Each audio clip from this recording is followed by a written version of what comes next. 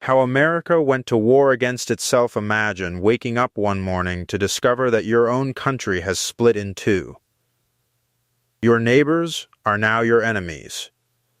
Your friends wear different uniforms. Even your own brother could be fighting on the opposite side of the battlefield. This wasn't a movie. It wasn't fiction. It happened in the United States of America. Between 1861 and 1865, America fought the bloodiest war in its history, a war so devastating that an estimated 750,000 Americans lost their lives. More than the country lost in World War I and World War II combined. Entire towns disappeared. Families were destroyed. And the nation would never be the same again. This is the story of America's bloodiest war. A nation divided by the middle of the 19th century, the United States was growing rapidly. New states were joining the Union. Railroads stretched across the country. Factories in the North produced machines, textiles, and steel. Cities grew larger every year. But beneath this progress, a dangerous conflict was growing. The northern states believed the country should continue moving toward an industrial economy where slavery played little or no role. The southern states depended heavily on agriculture, especially cotton. Their economy relied on the labor of millions of enslaved African Americans. As new territories joined the United States, one question became impossible to avoid. Would slavery expand into these new lands? Neither side was willing to compromise. Political arguments became personal.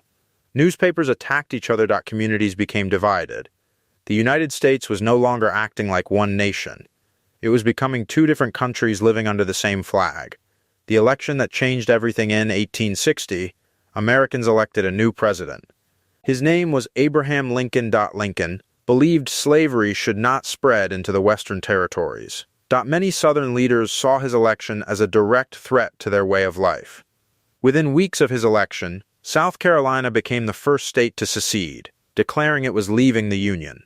Several more Southern states followed in the months before Lincoln was even sworn in. They believed the federal government no longer represented them. Together, they created a new nation called the Confederate States of America. Jefferson Davis became its president. Meanwhile, the northern states remained loyal to the United States government, known as the Union. The country had officially split in two. The only question left was, when would the first shot be fired? The first battle. The answer came on April 12, 1861. A Union military fort called Fort Sumter stood in Charleston Harbor, South Carolina. Confederate forces demanded its surrender. When Union soldiers refused, Confederate cannons opened fire. For more than 30 hours, explosions echoed across the harbor. Smoke covered the sky. The American Civil War had begun. News of the attack spread across the country within days. Young men rushed to join the army. Many believed the war would last only a few weeks, one great battle to decide everything. They couldn't have been more wrong. The war would continue for 4 terrible years. A war unlike any before it. The Civil War was fought during a time of rapid technological change, and that change would make it far deadlier than anyone expected. Rifled muskets could hit targets from much greater distances than older weapons. Powerful artillery-fired explosive shells capable of destroying entire formations. Railroads transported troops and supplies at unprecedented speed.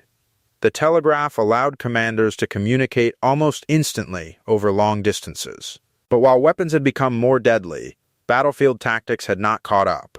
Generals still ordered thousands of soldiers to march directly into enemy fire, in tight formations built for an earlier era of warfare.